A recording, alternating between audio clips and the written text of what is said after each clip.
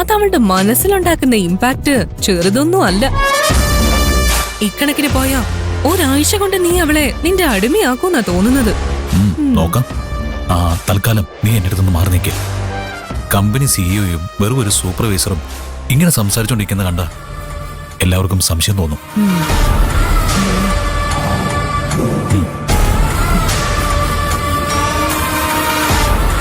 എല്ലാവരെയും എല്ലാ കാലത്തും ഈശ്വരന്മാർ കഷ്ടപ്പെടുത്തില്ലെന്ന് പറയുന്നത് സത്യപാറു.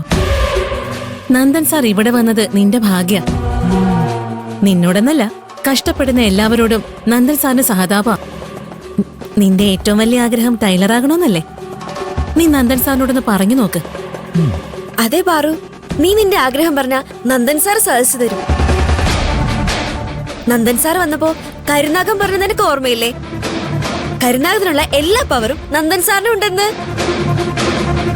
നിനക്ക് ടൈലറായി പ്രൊമോഷൻ തരാൻ നന്ദൻ സാറിന് കരുനാഗത്തിന്റെ പെർമിഷൻ ഒന്നും ആവശ്യമില്ല. നീ ഇപ്പോ ട്രൈ ചെയ്താൽ നടക്കും. ജയന്തി ചേച്ചി പറഞ്ഞതുപോലെ നന്ദൻ സാറിന് എന്നോടൊരു സഹതാപമുണ്ട്. അതുകൊണ്ട് വീണ്ടും വീണ്ടും ഓരോ ആവശ്യവും പറഞ്ഞുകൊണ്ട് സാറിന്റെ അടുത്ത് ചെന്നാ എന്നോടുള്ള സഹതാപം നന്ദൻ സാറിന്റെ മനസ്സിന്ന് പോവും. ഞാൻ നനഞ്ഞിടം കുഴിക്കുകയാണെന്ന് നന്ദൻ സാർ കരുതും. ദൈവം എന്റെ തലയിൽ എഴുതിയിട്ടുണ്ടെങ്കിൽ ഞാൻ എന്നെങ്കിലും ഒരു ദിവസം തയ്യൽ മെഷീന്റെ മുന്നിലിരിക്കും. ശരി, നീ ചെല്ല്.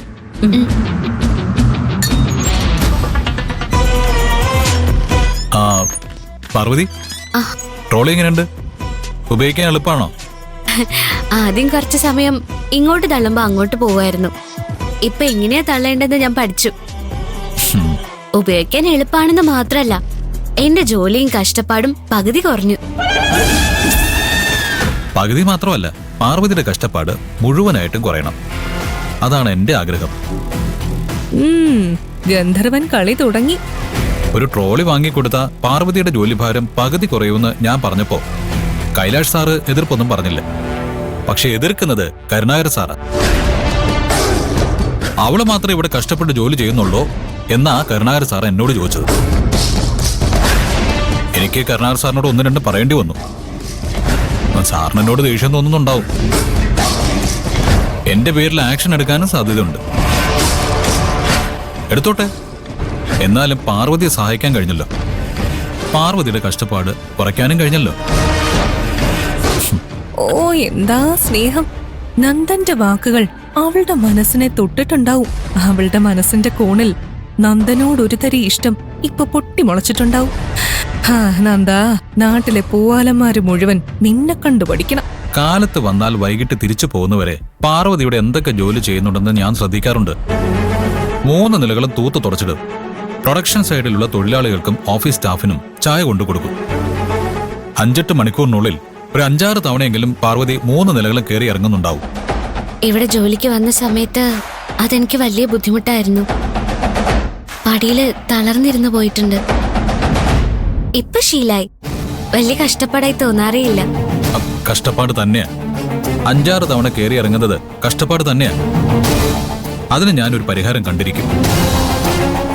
ജയന്തി ചേച്ചി എപ്പോഴും പറയും, എല്ലാ കാലത്തും ഈശ്വരന്മാര് കഷ്ടപ്പെടുത്തില്ലെന്ന്. കഷ്ടപ്പെടുത്തിയ അതേ അളവില് സന്തോഷവും തരുന്ന്. എന്റെ കഷ്ടപ്പാട് കുറച്ചു തരാൻ സാറിനെ ഇവിടെ വരുത്തിയത് ഈശ്വരന്മാര് തന്നെ ആയിരിക്കും.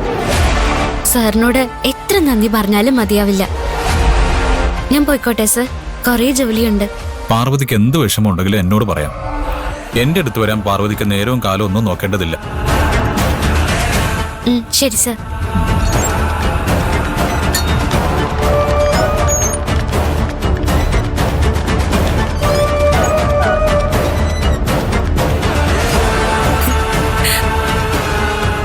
നിന്നോട് എത്ര നന്ദി പറഞ്ഞാലും അവൾക്ക് മതിയാവില്ലത്രേ. ആ വാക്കുകൾ അവൾ നിന്റെ കയ്യിൽ വെച്ച് തന്ന താക്കോല.